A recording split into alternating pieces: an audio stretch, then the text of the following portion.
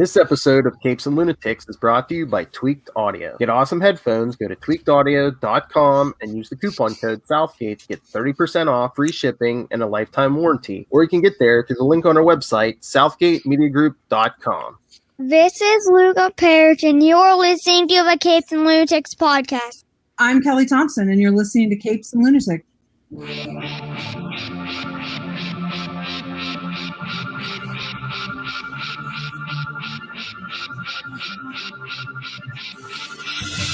Forget those X-Men. You're coming into a really fancy gala. It's the Capes and Lunatics. I am Phil.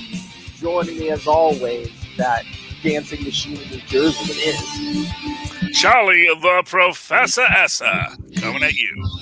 And look at that British impersonator in Florida. It is me? Will Hellfire. I was really thinking of something for that Doctor Who hat.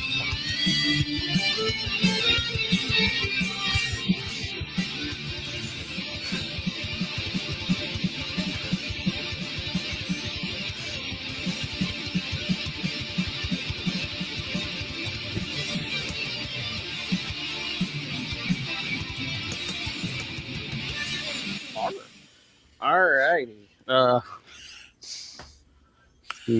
Go down the list here. Okay. Why don't we start with the topic near and dear to Lilith Hellfire's heart?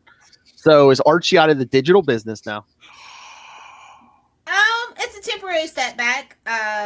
They've been kind of in a spot for a couple of years now where they want to go back to like actual physical digest. They haven't really been focusing on like the technology side of things just because it's just not their company's forte. And I think it's okay because not too many people actually buy digitally from Archie, which is probably why they let it fall by the wayside. Is that because is their fan? They know their market. Is their fan base like older? No offense, Lilith Hellfire. With the success of Riverdale, not really. Their demographic, it's like one of those things. Like nobody was really expecting Riverdale to catch on the way that it did and make them actually want to read the original source material because it's so drastically different. But they're averaging at like 26 down from 51 or something like that. I think it was the average Archie reader or something like that. Not too long before the 2015. You got to think that part of Archie's problem, and it's not really a problem, is that they have this unique universe, but like multiple takes on it, which normally isn't a problem. There's room in the DC universe for Teen Titans Go and Teen Titans. Debatable. And, well, if it wasn't for toy sales, it'd be debatable. That's all that I'm going to say about that and move on. Okay. Well, but the idea is that, I think that it can create a question, especially when you only have one market. When you have one product that is really their strength, which is Archie. What is the demographic? What is the media we're going to choose? Are we a media company that now produces teen dramas? Because certainly Riverdale was popular. Sabrina was popular. Yeah, that they have these media outlets that are quite valuable to them. But then, what is the core of the business if you don't have that? And then if you suggest we're going to end the core business because it is less profitable compared to the new media, that gets all the nerds angry. Not really, though. People, like, real Archie fans have been kind of expecting this, especially since the retool. They've been doing a lot of eyebrow-raising things to make you, like, to prepare us, basically. So if you've been watching the space for a while, you're just like, yeah, I see it. Yeah. And we're not mad. It's just, it's time for Archie Comics to update and join the 21st century. It's time. Well, but this is... They have so much source material that, honestly, we're good. just focus and keep a profitable business. We don't mind. Yeah. Well, an entire... I think what it maybe gets down to is they need an Archie Unlimited, but maybe they need a more relaxed price point for it. See, I just think people are just very old school when it comes to Archie. It feels good to have an Archie in your hands. Like, that's one of the books that I absolutely have to buy physically. I don't really deal with the Yeah. digital stuff unless I absolutely can't find it anywhere else. So Okay, well, it's fair just one enough. of Fair those enough. things. See, I actually think that a lot of the Archie back catalog might have a real life on digital, especially if you go into the early Archie, back when he wasn't drawn in that kind of big-eyed style. Back in the early, what was it, 1930s, 1940s Archie? Back before and I don't remember the artist's name that defined the house style for Archie for so many years. But you go into those, and it's a little bit more. It's probably a little bit closer to what you might expect from Riverdale. So I think that if they kind of really looked into that back catalog before Archie was Archie, I think there's a real selling point there. Well, premium Maybe. Archie's like 57 to 85. That's like the premium Archie. Well, that's the known Archie. I'm Yeah, saying that Archie's. Archie. Nobody really cares about that stuff before then. I don't know, man. It's creepy. It's inconsistent. It's eyebrow raising. And that's what the nerds want, and that's not what Archie nerds want. Well, see, but that's the question: do you want to have the audience you have, or do you want to see what else can we expand our audience into? Well, the audience that they have been keeping them afloat for quite a while. They know. Look, I know. I'm gonna say Archie, out of all the comic book companies, knows where their bread is buttered. Better than DC, better than Marvel. I'll just leave it at that. Well, yeah, except that they have explored. They tried with the digital just to appease the new fans for Riverdale and stuff like that, and look. Okay. I mean, I'm not gonna argue with the premier Archie fan what Archie is. I'm just saying, as a non-Archie fan, what might attract me is maybe you had 100 years, buddy. We don't care about you. Either you're in it now or you never will be. That's just the way it is now. Fair enough. It's just like if you wanted to get into the MCU, y'all dedicated 10 years of your lives. I don't have time for that, bro. I don't have time for it. So, but the thing is that, and again, within that concept, there is lots of ways into Marvel. And that's kind of the point, is that you your fans have become Star Wars fans, so let's just calm down with that rhetoric. Well, I mean, all fandoms have a toxicity, but honestly, I think the toxic fans are much louder and much smaller than people deal with. And the fact of the matter is, I don't think the toxic Marvel fans are getting the traction that they think they are. I mean, I'm sure on one message board they are, or another message board they are, but as far as company activity, I don't think the company cares about the toxic fans. I think they care about what the majority of their fans are actually spending money on. Because that's the thing. It's like what the majority. We'll see with the next Disney Plus show. That's all that I'll say about it, and leave it alone. We'll see what they decide to tackle. Well, the next one is Loki. So. Well, I mean, that wasn't already in production pre-pandemic. Oh, okay. That would be Ms. Marvel. So is that the next one? I believe that is the next. Well, that's the first one that is. Hawkeye was going to come. Well, they're filming Hawkeye, but I didn't know. I thought Ms. Marvel came out first. I thought Ms. Marvel came out before Hawkeye. I could be mistaken. Did they start filming? I mean, they actually had a picture from the set this week from Hawkeye. I haven't seen anything from Ms. Marvel yet. Oh, I've seen Ms. Marvel footage. Yeah. Oh, really? Okay. Yeah, I've seen some unrendered stuff. Kind of hush then. Well, I'm a Ms. Marvel fan, so I see these things, And that's the thing. I mean, that's what it really gets down to is, as I understand it, I guess Echo is in the Hawkeye show. Yep. Yes, and now, correct me if I'm wrong, that would be the first mutant in the MCU.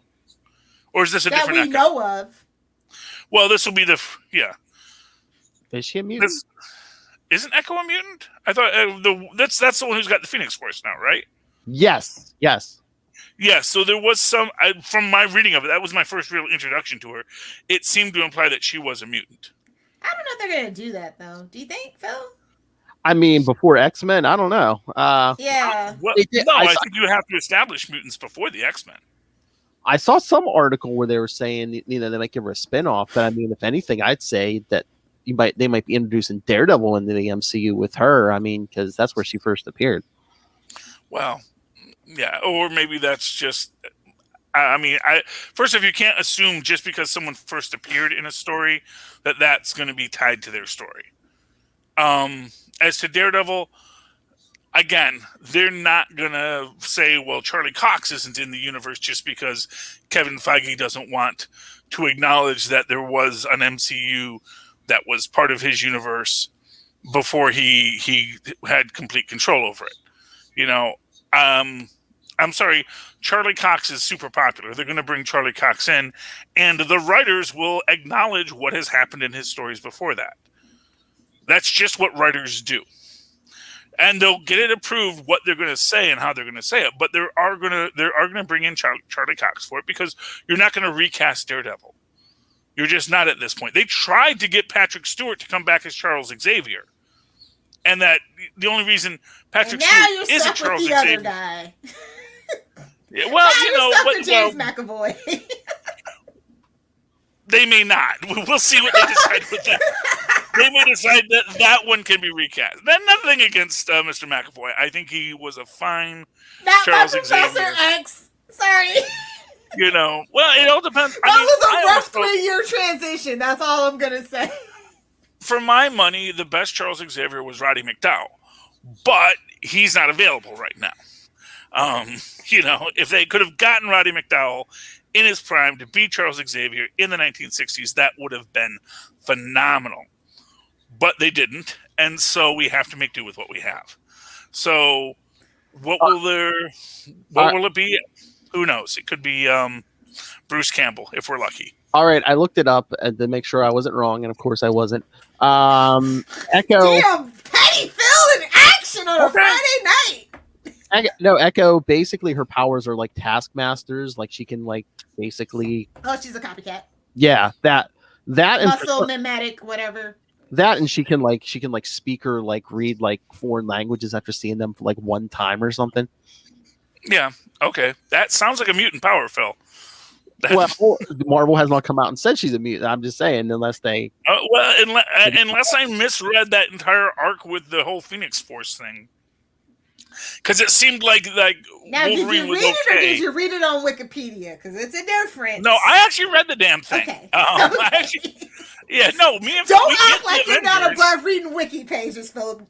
Charlie, don't you do it. Well, don't act like that's what I would be basing it on. Please. No, I don't have those books in front of me right now, but it seemed to me in their description of it, as Echo is adopting the Phoenix Force, that there was some it seemed like Wolverine was like, okay, as long as it's with a mutant, I'm okay. So, or maybe Wolverine just thinks she's a mutant, you know, the same way people thought that maybe Taskmaster might be a mutant, even though I'm absolutely not a mutant. I just have photographic reflexes. You sure that's not a mutant power? Absolutely. Well, there's people in real life that kind of have something similar, so I think that's loosely based on. Yeah, well, yeah, and but actually being able to read languages from having seen them, that is Cypher's power. So that is clearly an extra. But again, there's people in real life that can actually do that. Very few, but people can do that. That can read a language that they don't know just by looking at it? No. Well, listen to it and pick it up like that.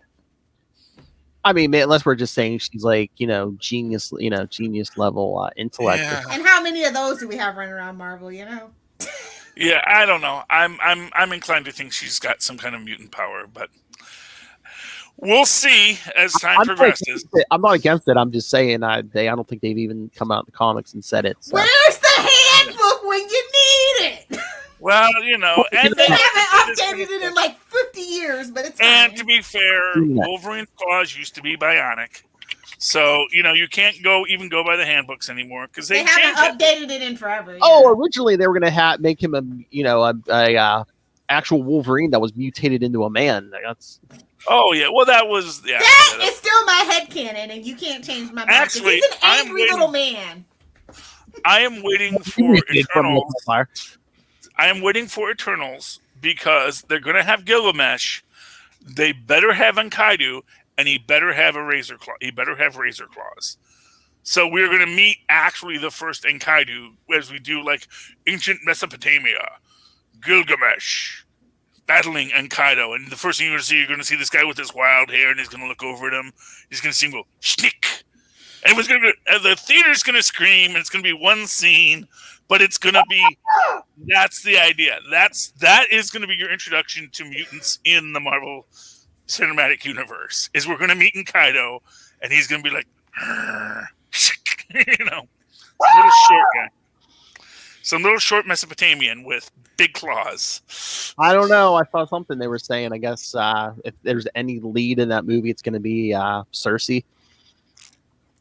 Oh yeah, no. I'm not saying as a lead character. Yeah, like this is just a one-shot scene as they're telling the legends of the Eternals, and you're going to have that Gilgamesh and Enkidu story, and Enkidu's going to look pretty familiar to the Howlett family. That's what I'm saying. I'm saying that's too clear of a story not to introduce into Marvel. Especially the way that they've evolved the Howletts over time, where they're kind of like this one group of mutants that kind of breeds true. That all the Howletts seem to always have this same set of powers. Healing factors, heightened senses, some kind of claw.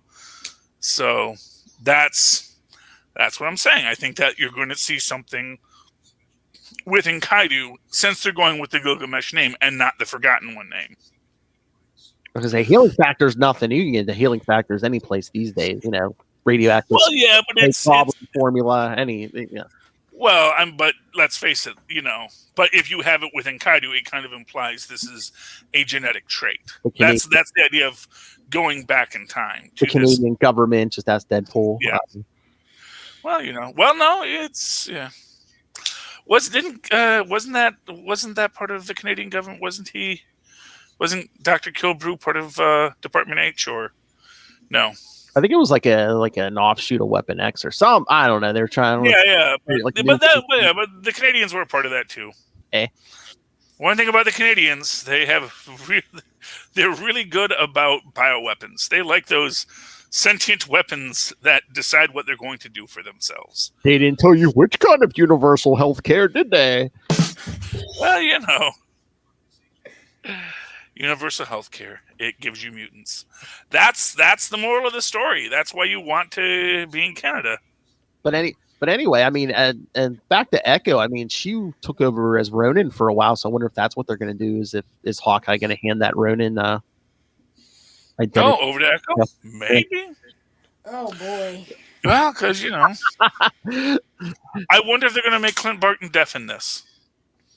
It would be great. Have something where he actually does it. Disney. Well, you actually need a moment to imply that, unless they're going to imply no, he's actually always couldn't hear, and but then you've got to explain him catching people sneaking up on him, unless you're just going to say it's all peripheral vision. That he's got that 360 peripheral vision, like a hawk, as if he had actual hawk eyes. That's what made him so cool. Hearing aids with motion sensors. Yeah. No, I mean, it's I'm Marvel. all down for the universe. Anything is possible over there. Yeah, the whole Ronin. And that's how we introduced Reed Richards. He invented Hawkeye's hearing aids. Anything's possible, and he also could have since lost his hearing. He could have since had his hearing those damaged. Alien explosions, yeah, definitely. Alien explosions, or just his time as Ronin. He's getting punched a lot. That can damage your hearing. That final battle in Endgame. There's a lot of explosions and stuff going on. Come on, rain fire. Do gotta love that he's still in there with just his arrows, though, man. It's what I always say, man. The reason why Stark won't give Hawkeye any tech, it's because he's just too afraid what Hawkeye would do if he actually had any kind of real tech, and also that Hawkeye just doesn't trust that unreliable Stark tech. Because, as you say, with Steffi really, it's garage, Hank Pym we can't trust with technology. We all actually know that. If you can't trust Hank Pym. Well, yeah, in the books. But in the MCU, you definitely can't trust Tony. Technology, wives, you can't trust anything with Hank Pym. Backhands, What I'll say about Hank Pym in the MCU is at least he was very much big about keeping secrets. Although one could argue, if you had let some knowledge out there, maybe the world would advance more. And that's always that question. What could we have done with Pym particles had we known about I don't trust humans with. I think we should all go back to the Stone Age. I don't trust humans with sticks and fire. Okay, I'm in Florida. I know how primitive people can listen be. to this streaming. I can't handle commercials, and my streaming wants to go back to the Stone Age. I said no. Other humans, not me. Other humans. Okay. Let me preface that. I said I live in Florida. So the rest of the planet goes back to the Stone Age while you're hovering in synchron. Listen, Dr. Doom and Lex Luthor are not my heroes for unknown reasons. I'm one bad day away from being a supervillain. Or one good day. She needs her Zeppelin. She needs her Zeppelin that she can float above the world in technological superiority. As, who doesn't want that? Exactly. Who doesn't want to be the man who conquered the world? Or the woman who conquered the world, as it were? So excited that Invincible got a third season. I knew about season 2. I did not know about season 3. That surprised me. I'm so happy. Today was the season 1 finale, and they gave it season 2 and 3 already. Yes. Well, it's animation, so it makes sense. And they took a chance on the boys, and it's very much in the vein of the boys, so they really believe in it, and they believe in Kirkman because I think he has another project with them, so that's probably why they're being really nice to him. So. And to be fair, I think this is a much better take on it than the boys. I think this is a much more heroic take when you think about it. I think that the boys adaptation for TV is way better than the actual comics. No shade to Garth Ennis in them. Mm-hmm.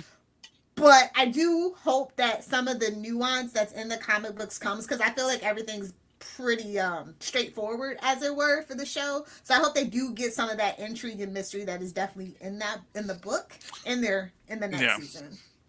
Well, I think that is definitely what we're going for the next season, because the next season is going to be,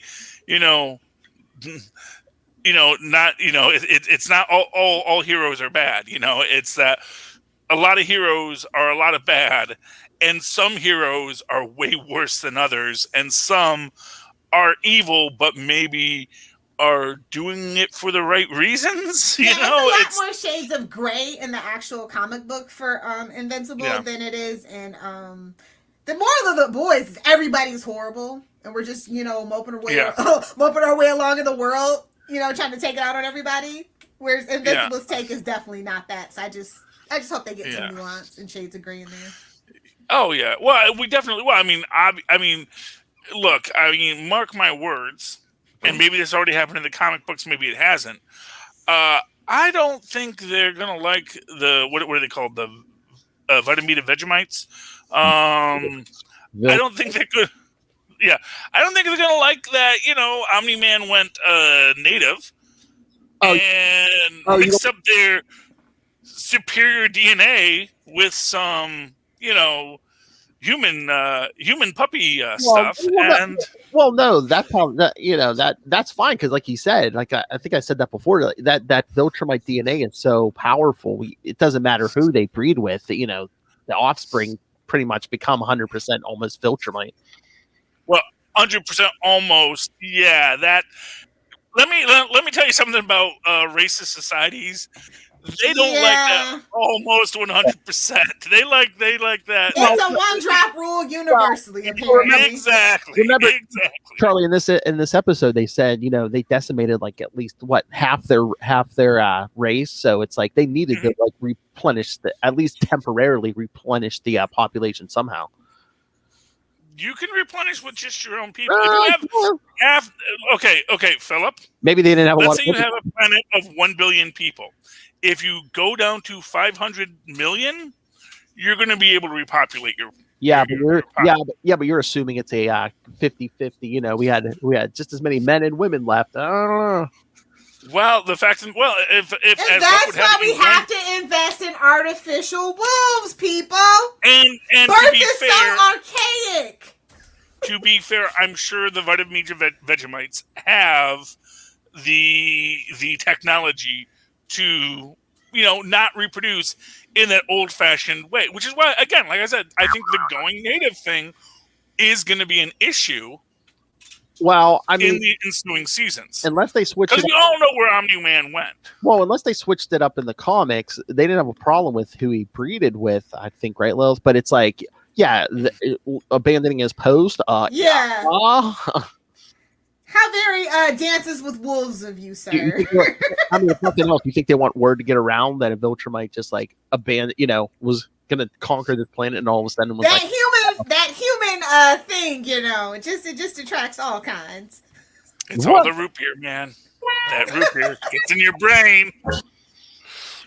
Gets in your brain. Starfleet was the evil villain the whole time, and I'm okay with it.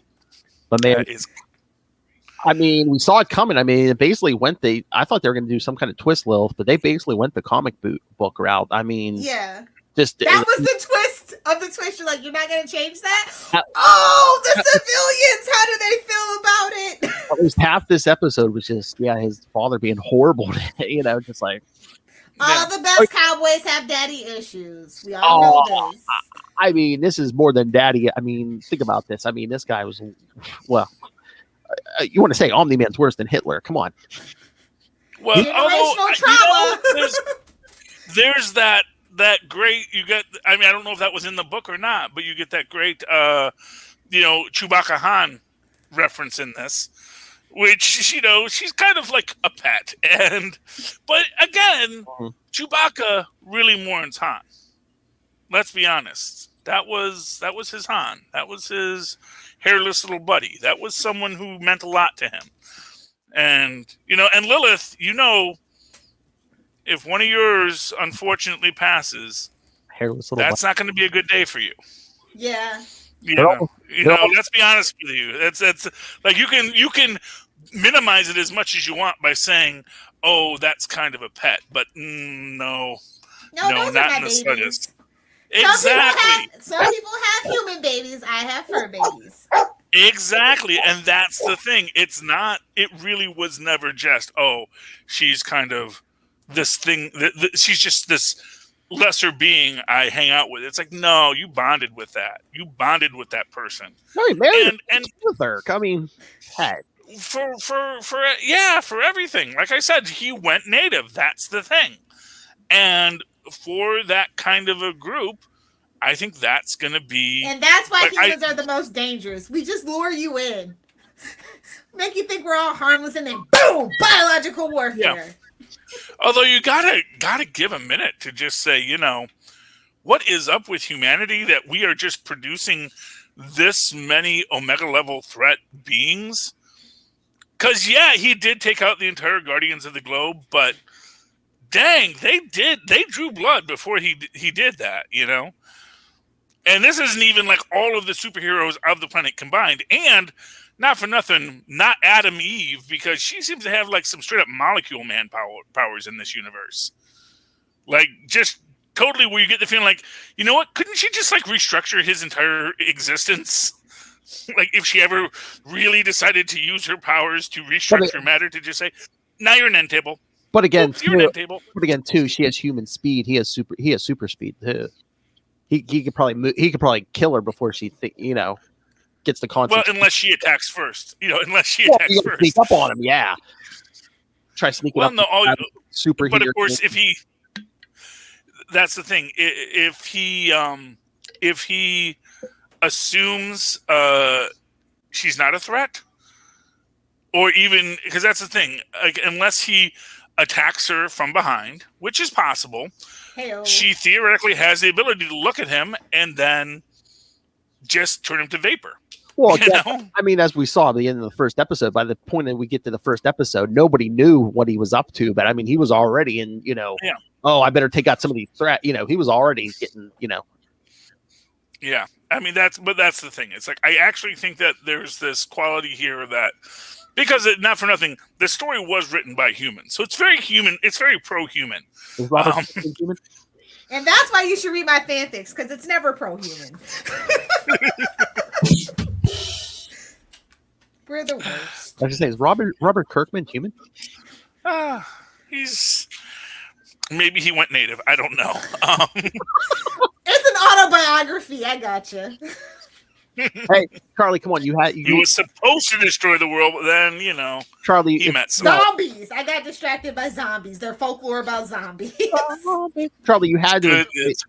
You had to enjoy, if nothing else, an alien race where every male on the planet of a certain age has a mustache. Yes. Do they all have mustaches? The males, yeah, once they're old enough, yeah. Okay, I didn't really notice that because I guess that was why one of the lesser ones was killed because he didn't have a mustache. Probably. He's like, now shave your head bald so I can cosplay. No. I'll wear a wig if I want to do that, but they actually don't have really great mustaches because they don't have. Yeah, they don't have that. They don't have that love and care and the comb. Yeah, you gotta. And the pomades. I'm loving this. And of course, I really love that aspect of it. And of course, the good old, the older we get, the slower our aging gets. Yes. Because you gotta be prime and 25 forever. Well, no, you gotta be kind of. Well, what it is, it's like they reach a point where they get to those. They get the gray streaks, which is how you know that was they're a New 52 reference. Philip got it. But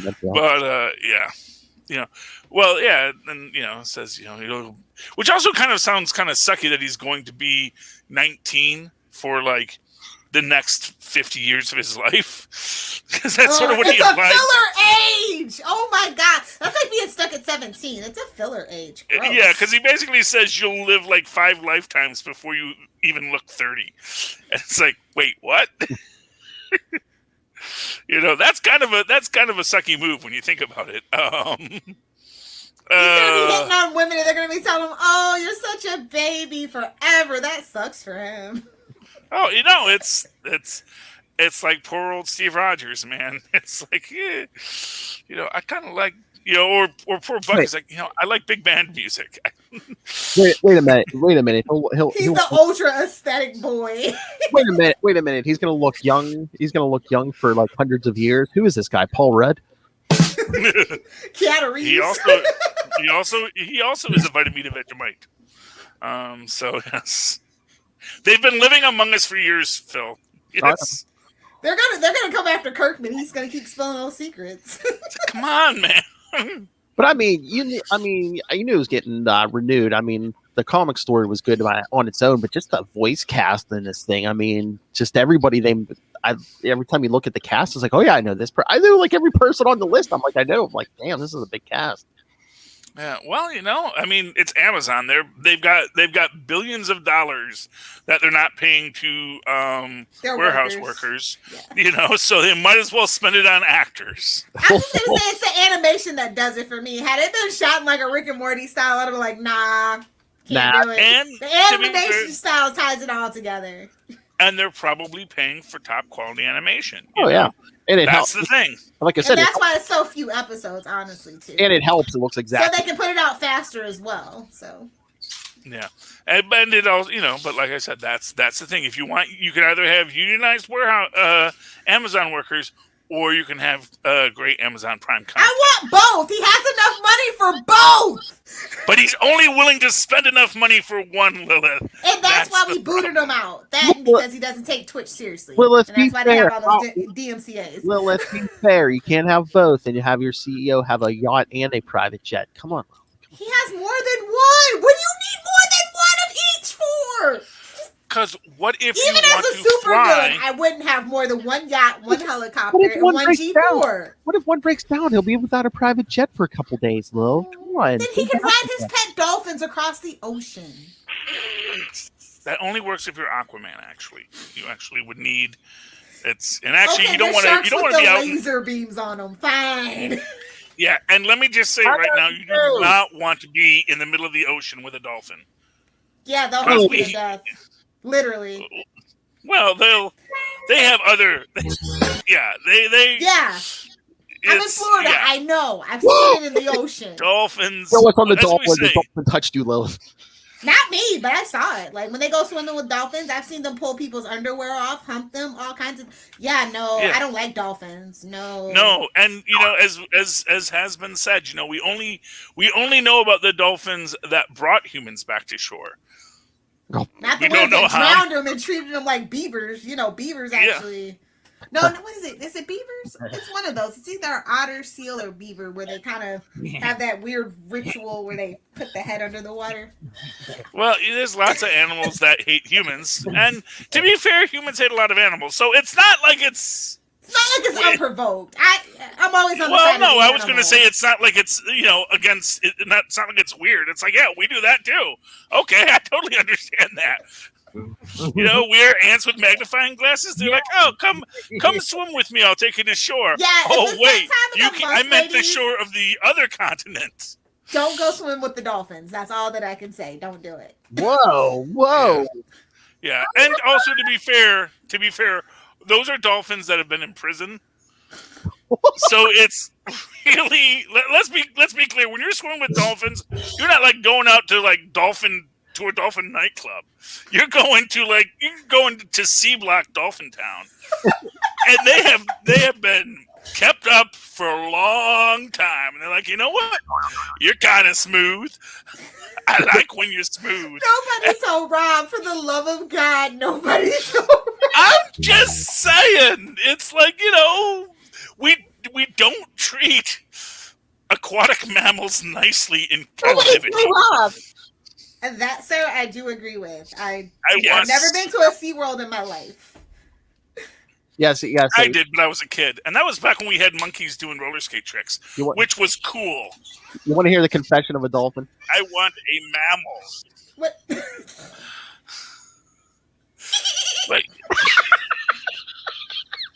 I yes, only Tristan. speak a little dolphin. I only speak like that much dolphin. Yes, Tristan. Dolphins are.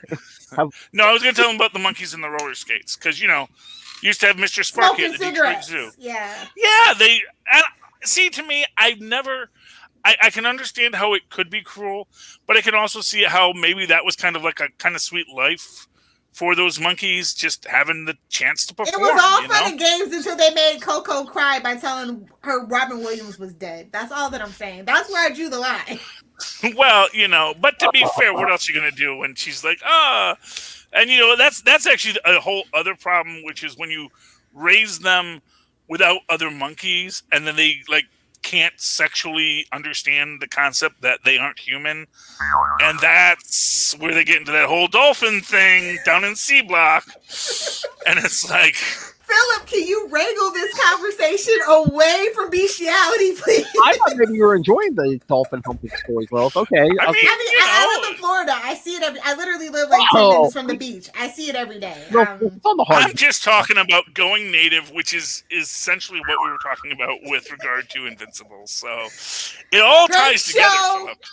The first season's done. If you haven't seen it, please binge it. I know you have Amazon Prime. Put it to use. Stop. And it will. Get your packages delivered and watch a damn TV show. And it will be covered on the next installment of Full Stream Ahead after Falcon and Winter Soldier. Ooh. Are you going to do episode by episode or just a season overview? No, we're going to do episode by episode. Probably we're going to do them in 2-episode blocks, so we'll do 4 weeks, and then as soon as that's done, we'll start with Loki, which will start back up again with Enough Saids as well. All right. So you'll have 8 weeks of that, and then it'll go into Loki. Sounds like a plan. Have a good night. I'm just telling you. Hey, I got to plug my shows too, Lilith. Can't all be more power Spider-Cast. to you. Right. You don't appreciate it at first, but then you're like, oh, I get it. Thank you for that. Anyways. So, Phil's Comic Corner? That's what I'm thinking. Since Charlie has a fat stack of comics. Corner. I got comics for days. Stacking comics. Okay. You want to talk about the great one-shot called Robin? Which, I gotta say, you always wonder what you're gonna do with these legacy characters. Lilith, did you read it? Did you get it? Did you get the joke? No. Okay. It's a great one shot, and it ties up the loose end of the Damian Wayne story. He goes out on his own. The Bat family's kind of worried about him. It's like, what's he gonna do? He gets himself in some kind 12. What do you mean? Yeah, he gets himself in a death match, and you know what happens when you get yourself in a death match? Oh boy. You die. And that's the end of Damian Wayne. And, yeah. So, I mean, you didn't see it coming, but it was a great way to end his story. So, I enjoyed the one shot called Robin. And, yeah, I really liked its he gets his heart ripped out. He's never going to come back because he got killed on this tournament on Lazarus Island. Oh, well, okay, gotcha. I'm just saying. I'm just saying, yeah, he's dead. Willpower and tea. I'll be honest with you. I am not as naive as Phil. I'm playing a role here. I'm giving a negative criticism. He fooled us. It. No, I mean it's cute and it's cool, and I did enjoy it. I just every Robin must die, Charlie. Well, it is. That's the thing. And it does have it, but it has a good arc to it. I will say that, and I actually really enjoyed it. I did enjoy it. I liked the fact that the other people that and it's Robin being, I have seen more than in my 14 years than most of you have seen in your entire lives. They're like, dude, just listen. There's more that you have to understand about this tournament, and wah wah. Bruce Wayne's a bad dad, man. Well, to be fair, Damian Wayne's a bad son. So yeah, I mean, Bruce is looking for him in the beginning, but Damian's off the grid. He's not really looking for him. Let's all be honest about that. Yeah. But anyway, what he wants to do is says, my dad did that, so I'm going to do it too. I'm going to go. Not when he was 14. Well, the mythos is very vague about that. It's really vague exactly what. No, it's not vague. It's not vague at all. This isn't Peter Parker, whether he's 15 or 16. It's very defined. I mean, he's like 10 when they're shot. Then he traveled the world. I don't know. He learned what he could at home, and then at 18, he went abroad. Yeah, like Alfred homeschooled him. And actually, he went to, depends, prep school or Alfred homeschooled him. But yeah, he was very much an adult when he left. I don't know. Gotham made it seem like he was doing a lot more. I don't know. Well, Gotham's not canon, even though I love Gotham. Yes, but it's. They're giving Damian a shot, but like if they killed him, that would be better. I wanted Tim Drake. I'm a little annoyed because I've heard that basically the next chapter of this takes place in another book. You're not going to make me buy another Batman book. That's how they do it, baby. That's how they do it. What next chapter in another Bat book? I don't know. From what I was hearing, like I guess the chapters before this happened in. Oh yeah, the thing before this. I mean, it wasn't big. He just went to see his mother, and they got attacked by ninjas. Okay. Did she finally fix that zipper? Did she get the DW40 to fix the zipper? I can't remember.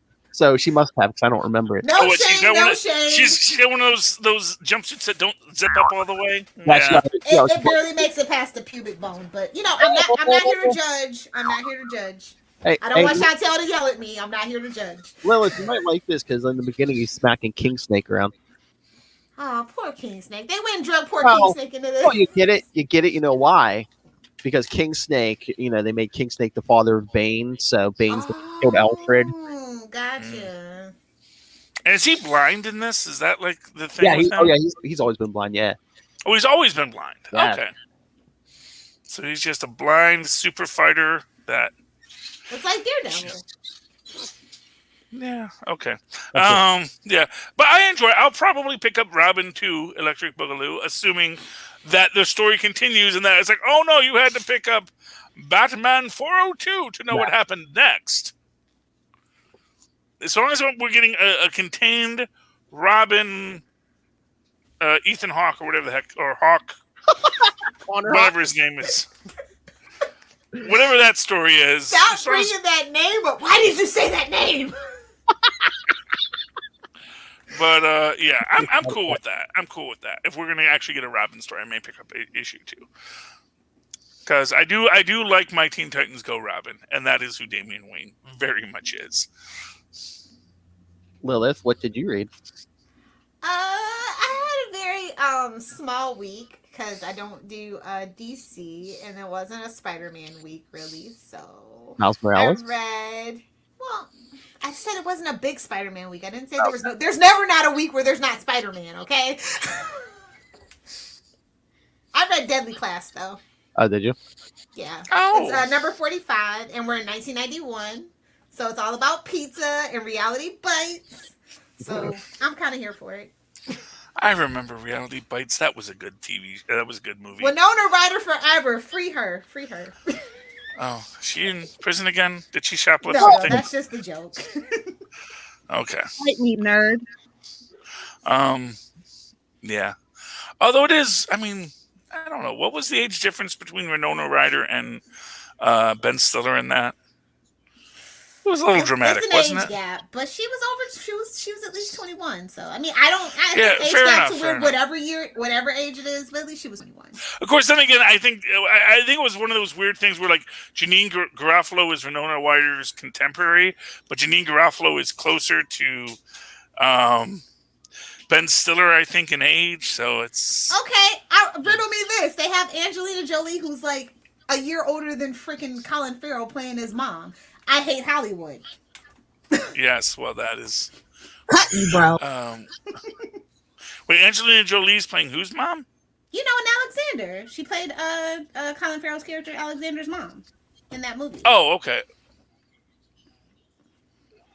In which movie? In Reality Bites? Was Colin No, Farrell? in that? Alexander. I'm just saying the movie Alexander. Oh, I don't. Oh, the Alexander. Yeah, that movie. Fair enough. Yeah. Okay, I get that. But Hollywood's that's weird, all Greek. man. Yeah, that's Greek mythos for you there. And to be fair, Angela Lansbury, when she played the mother of what's his name in The Manchurian Candidate, was actually like only 2 years older than him too. So Can we talk about how hot Angela Lansbury was back in the day? And Betty White's still kind of hot. Don't judge me. Yeah. Well, I mean, Angela Lansbury has always been. Charlie, silence. She's been good. She's been. Good. I've always enjoyed Angela Lansbury as a character. Well, can I get a Betty White can get it draw? Yes, you can. Betty White can get it.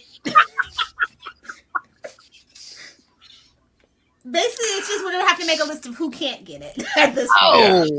Oh, I actually Sorry, like Chris when Betty Pratt, White you're on plays that evil. list. Well, yeah, I can see that. those cheeseburgers, man. So let's talk a Marvel book that we all read.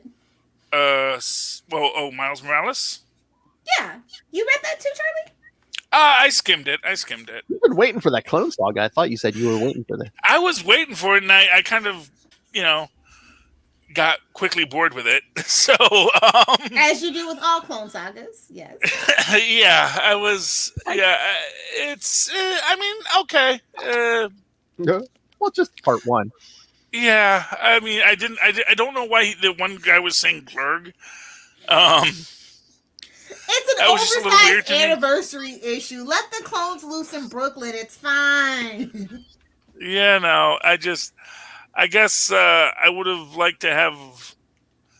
I don't know. I little more guess substance? it was. Yeah, I kind of felt like one who's like, I guess he's the symbiote clone or whatever. He's got foamy powers or something. Or spiders. That was. Yeah, and yeah, that was weird. I guess that's the guy that's supposed to be the big guy one, and yeah, I mean it's okay, but it wasn't exactly what I was looking for, And you had to have Peter Parker on scene to say, "Oh, let me tell you about clones, bro. I know all about that." Yeah, well, because he is a clone, We all know that. Oh, Ben Reilly was the real Peter Parker. yeah. That's why in the '90s when he died, he crumbled to dust. Okay. That Well, was a 'cause last minute change, though, right? They really did want to make him the real. Well, I Yeah. don't know about last minute change, but yeah, I mean, originally they were doing that, I think, because they wanted to get rid of that marriage without him getting the, you can make him a clone, but you can't have the guy get a divorce, but then like they chickened out like 90s. halfway through, and they're like, nah, better not do that. Yeah, but the whole and then they didn't have them crumble to crystal dust anymore either. That's the weirdest thing about that, which is why I actually think that was the real one. That something about that early cloning process that made the originals crumble into dust like that. Hold on, got audience feedback. Who's Ben in the house? Oh, Ray. Ben Riley, the Spider-Man. You shut your filthy trap, Ray Ray. Play the drop. Play the drop. Make him suffer. Oh, hey, yes, Ray, we have a new drop. Thank you very much. I love Batman. Yeah, suck it, Ray Ray.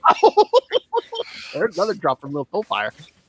On fire with these drops tonight. I love Batman. That's our new intro for our Batman show, Ray. Thank you. We are the night, the Batman podcast. I love Batman. See, I can do it too, Charlie. There we go. I'm not crazy about the Clone Saga for Miles Morales. It feels very cheap, but I'm willing to just be on the ride. It feels like a stunt almost, just like I mean, again, it's only the first part, but it kind of feels. It's definitely a stunt. Yeah, because it's like, oh, it's a Spider-Man, so he needs a clone saga. Yeah, but they already Venom's better. Well, and to be fair, it's like they already gave him a one more day, over in the Champions book. They already gave him, they did a Venom book with Ms. Marvel. It's like, can we maybe come up with a new approach? Tried and true. They want to make him so different than Peter, but then then we keep coming back to clone sagas, and he has a baby sister at least. Well, again, that's what I said. It's like, give us what everybody. But we don't care about his family. But that's the thing. But that, but then give Peter Parker back his marriage. Miles can be the single Spider-Man. Yeah, well, although I guess maybe there's even that weird. I mean, who knows? Maybe they got that long plan, and that giving Miles his family back and all that is actually going to have all kinds of negative consequences because Owen Reese had to do too many awful things to make Miles happy because he brought him a hamburger, Because I know Lilith likes it long. So I don't know what that's about, but okay. It's something about long. Yes. But anyways, yeah, so that was the Clone Saga with Miles Morales. I'm not thrilled with that. Did you have another Marvel book that you felt we all had read, Lilith, or was that the one you were talking about? Nobody read what was it? Beta Ray Bill? Nobody? No. Did you? Was it good? Yeah, I liked it. I mean, I didn't get number 1. I only got 2, so I'm gonna have to go find number 1. But I mean, it's interesting. Yeah. I like the art a lot. Mm-hmm. See if someone would share their codes. Maybe. I don't buy my books, but if you want a link to my drive, maybe. I only buy my Spider-Man books and things I actually care about that need my money. Archie. That's fine. Yes. I've got 4 indie books and 4 Marvel books left. So you guys want to? You can do that for the other show if you want. I mean, I got My Little Pony. Okay. Did you get Department of Truth this week, Lilith? I did, but it's always on the bottom of the stack. I didn't read it yet, but you can feel free to spoil it for me. I love this book though. No, I mean it's really good. You kind of get the idea that, I mean, just to give you sort of the sense of what it is, that there are certain people who are uniquely geared into the zeitgeist. And if you're that person, then you actually kind of have the ability to create your own reality. And that and they actually have a term for it too when they're discussing it. When Lee is talking to Hank in this, Hank is the guy who's always wearing the hat with the American flag upside down. And He's in distress. Get that man some help. Well, America's in distress is his point. Because he's a very disillusioned guy in the 80s. He's working for this organization. And he is the guy, he's the cleaner, that when they have these big major events that, alter reality, they have to clean it up. So someone has to get rid of that ice wall at the edge of the world. And now they have to get rid of all the reptilians under Denver Airport. And Hawk's the guy who can do it. But you get this sense, because they were talking about Cole's memories during the Satanic Panic, which became manifest. and they actually send Hawk there, and you also get the idea in this book that the Satanic Panic was actually something created by the Department of Truth expressly to distract people from other real problems that were facing the world. So, like the real government. Cool beans. Yes, exactly. Just like the real Dr. Smith. So yeah, it's a good book. As always, you really should be reading Department of Truth. If you're not, it is well worth your time. Likewise, I'll give you another indie book here, Bitter Root.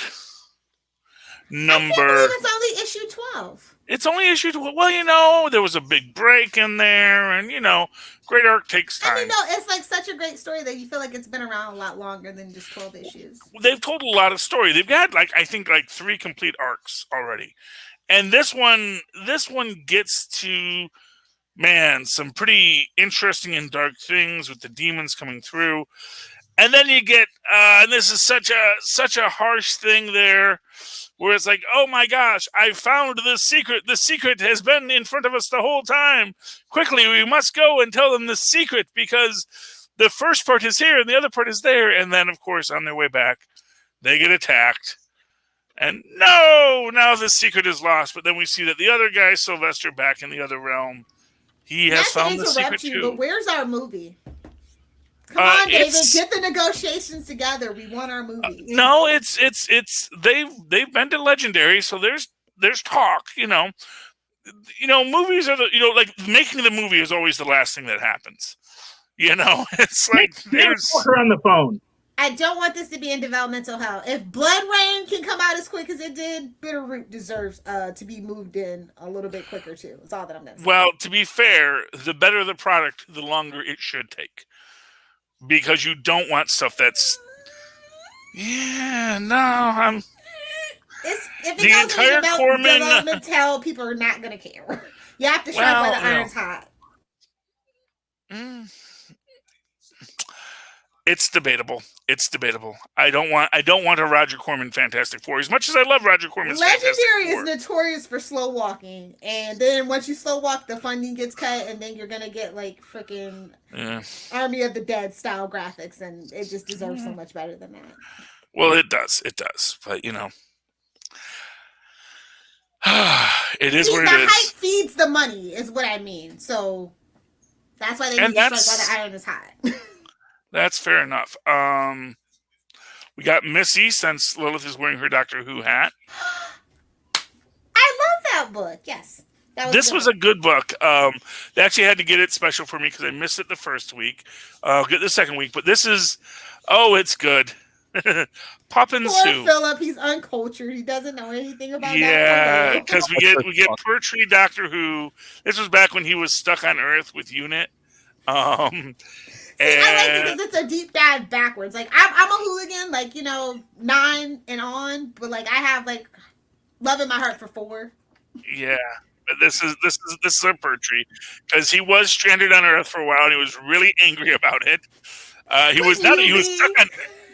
was stuck on Earth in the 1960s. Exactly. Well, hey, he had some fun. If you know what I'm saying. Especially in London. The good news was that the Master at that time was being held in a space prison that Pertwee is calling to. But then who should show canon or no? Books are always weird. I think some of them are, and then some of them aren't. But I feel like Missy's books should be canon because they don't give enough time to Missy. Yes. Well, so generally speaking, if it goes by Star Trek rules, all printed material are not canon until they appear in the live action. So if they reference it in live action, then it becomes canon. But prior to that, it doesn't have to be canon. So you can have a lot and it's sort of like, this is what I always say to people about the MCU. It's like, you can say, that's not canon. It's like, well, no, you can't say that's not canon. You can only say that has not been in the MCU yet, but you can't say it's not canon because they haven't made a determination on whether. So we haven't gotten a determination on whether or not Netflix is canon. We don't have a determination as to where, if anywhere, the MCU Agents of S.H.I.E.L.D. branch off from the regular Agents of S.H.I.E.L.D., or the TV show Agents of S.H.I.E.L.D. There's a lot that could be brought in later, and other writers will decide that later on when they're going to bring certain things in and what they're going to bring in. Who better hurry up? Because I don't think it has a lot of time. BBC is being quite dickish with them at the moment. Well, at that point, then it goes all to print, and then all the print is canon. Exactly. That's what happened to Star Wars. That's what I'm waiting on. I don't need what happened to Star Wars to happen. But that was has great printed material. Great. I know, but that was the glory of Star Wars too. Was that they had that entire expanded universe. And then it was up to you if you wanted it to be canon. But when they explicitly stated that no, this isn't canon, that's what made me mad. Well, and again, that's another one where it's not that it's not canon, it's not canonical yet. So, for example, they're gonna have to go digging because they have like 9 Star Wars shows now. So. Well, exactly, but there is talk about bringing in Mara Jade. So Mara Jade may come into the Star Wars canon universe. But anyway, getting back to this one. I love Poppin' Sue because she's like, oh, I'm the doctor, but I'm from the future doctor. And I go by who? It's branding. It's like, wait, you're going by Doctor Who now? It's like, what? And I just love Poppin' Sue. It's so everything that just every geek wanted in it. And she goes and meets the master, an older master, classic 1960s master. And I liked this man. He was a cool master. He was good for the master. It wasn't the guy with his face melted off, and I got to give him that. That's my favorite. Oh, face melted master, yeah, that was popular. But you have her totally playing him because oh, I'm the doctor, obviously, and which is just everyone just accepts that, which is just one of these weird things. Everyone's just gonna, oh, okay, well, I guess you must be. But of course, they wind up in a sword fight, as you do. And that's where we leave it off at the end of the episode. And it's a great book. If you like Doctor Who, if you like the character of Missy, the mistress, you should pick it up. I love all of the printed stuff just about. I actually just ordered Weeping Angels, an anthology off of Amazon. Oh, okay. It's only like $12 too. One of the best $12 I spent in a while. So I highly recommend if you're into Who. There's tons of expanded Who. That's pretty great. Okay. I gotta be honest with you, the Weeping Angels are like my least favorite of the Who villains. A hooligan. If you're a hooligan, that's all modern Who. That's hooligans. You kids and your Zennial Who's. You handsome Who's.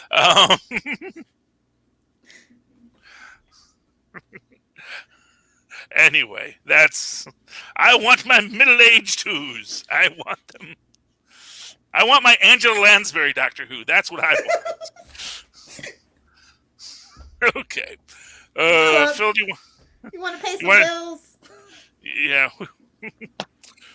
Oh, okay. I still have an indie for Super. I haven't thrown one book out. I don't care. I know. Please, no one cares about you, Philip. This is the Lilith and Charlie show. I know. You're just the producer, Gelman. Get back in the corner. Let's hear a book.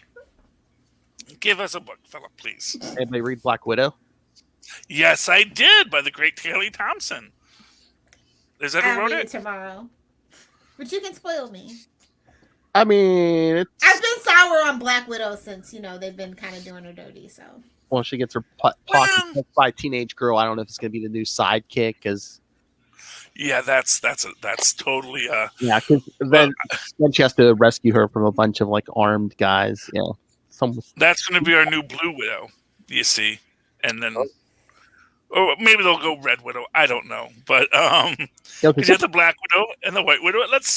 Maybe we build a not red room. Different artist, but it was still pretty good art. Oh, it's beautiful art. I actually really liked this issue. I kind of had the feeling that she was going to be fighting Arcade in this, because there's all the video game references, but now I wonder is the little girl Apogee herself? Oh, double reverse backflip twist. So yeah, but I liked it. We get the opening where this a teenage pickpocket is totally made by Natasha, obviously. And but she still gets the wallet off of her, and Natasha goes after her, catches her, but has to take off her shoes to do it, because she weren't the proper heels for running. Which okay, Natasha, you wanna say that? That's your choice. Shall we wear flats? Yeah. Well, what it comes down to is it's like, those shoes were not made for walking, as the great Contessa once said. But yeah, they catch up to her. Ilyana and Natasha are talking about her, and it's clear that, Batman style, Natasha wants to adopt her, but totally doesn't want to red room her. And Yolana's like, we could sort of red room her, maybe just a little. We could use some allies, and let's Dick Grayson her. And it's like, no, I just want to have a little child at the house to take care of, because she misses her baby Stevie. I did like that one page. Yeah, like Kelly's not forgetting that last arc. Natasha sees like a toy in the store, and basically gets hit in the face with those memories. And that's how you write Black Widow, Joss. Oh, well, there we go. But yeah, I really enjoyed it. I really enjoyed Black Widow. It was a good book, and highly recommend it. All right, I know Lilith wants to crawl into a coffin for the night, so I'll just say, I'll just mention real quick, X-Men Legends number 3. Yes.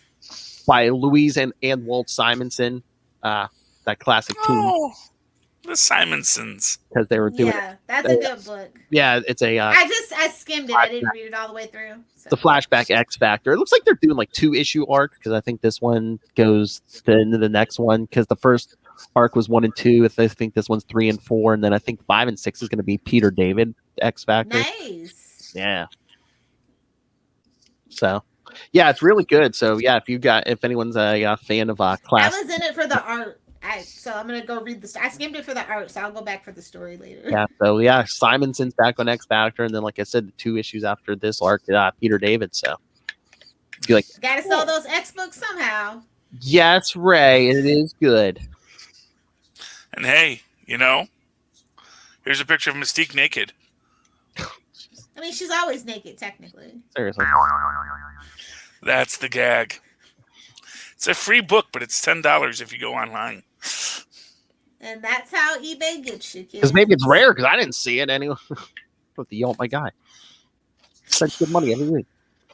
Yeah, I guess you didn't know you were supposed to ask them to put away Colossus with a beard. Dun, dun, dun. Let's be honest, that's the reason why everybody picked it up. Yeah, I still don't know why Colossus with a beard is a big deal. He's a Russian guy with looks better with a beard. It's science. It's like literally not science. Necessarily. Grow a beard and see what your wife does. That's all I'm saying. It's literally scientific. I have literally grown many beards over my lifetime. Next time you do it, just pay attention, observe. Women love a beard. I mean, I don't. I don't like people. So that's kind of women like it, except for me. But it's because I don't like just no, fair enough. Give your wife something. Anyways, Philip, who pays for all this stuff? All right, everyone. I'm sorry. I actually had to participate. I'm sorry. Anyway, so everyone, send us your thoughts on everything we talked about: pop culture, movies, TVs, all these comics. Ray, send us some more good drops. We love them.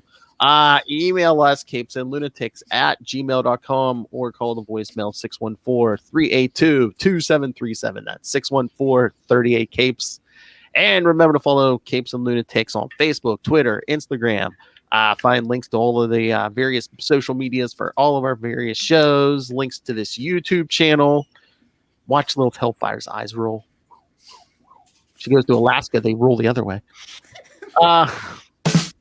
Links to the Patreon, more and more stuff going to happen there, like the Return of Wade's World. Links to merch, all in one place. That's Linktree, linktr.ee/capesandlunatics. And please, please, please, you know who begs of you, please support our sponsors. Tweaked Audio. Get yourself some great HD quality headphones for not HD price. And go pick up Hunt a Killer. Go Southgate. Yes, for that and Hunt a Killer. Michelle Grace still needs your help, guys. Come on, get it together. Hunt a Killer. Because, yes, the code Southgate. Killers ain't going to hunt themselves. Code Southgates, you know why. Yeah. And also pick up Pod Life, the book, now in digital and paperback audio version coming soon. Learn all about the journeys of podcasters through our network, the experts, and that other guy. Third best Southgate. Oh, maybe. I don't know his parents. And again, you can get that on Amazon. And when you do, say hi to Lilith. And use that code right down there in the show notes. Help us support this show, the network, and that man, that fancy man who I don't want to know if he's had contact with a dolphin, Rob Master Doom Southgate. Make it rain. So says Master Doom. Thank you for the drop, Lil. Mark my words. And speaking of Lilith, where can people find you swimming with the dolphins? You can find me safe on shore, dry land, on the interwebs at Lilith Hellfire on Twitter, at Lilith Hellfire629 on Instagram and TikTok.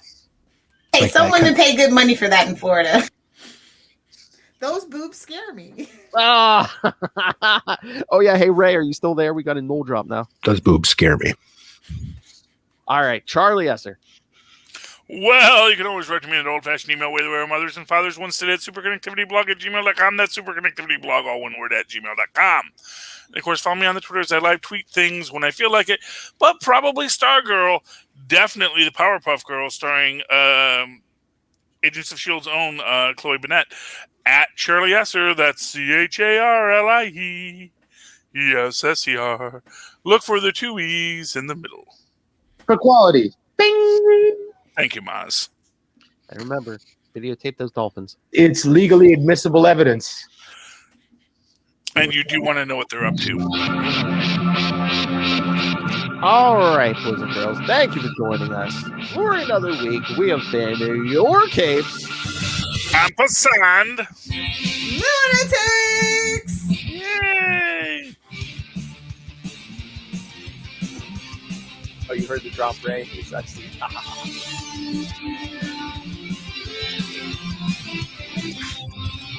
How delightful. I know we have some Marvel books and comics for super connectivity, Charlie, but I'd also like to talk some person with man things.